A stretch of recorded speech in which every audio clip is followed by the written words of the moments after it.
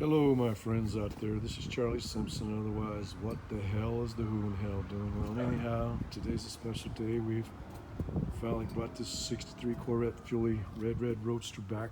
Car number 17,790.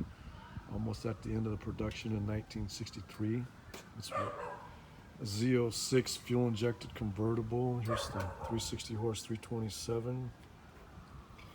Here's the front nose of it. Perfection of IVX 557 is the plate. It's got the dancing grills in it. Right here's the passenger side going around the car. Back side into the interior. This is as pretty as Chevrolet made it back in the day, but it's been improved by myself. We love you all. Love won't let you quit.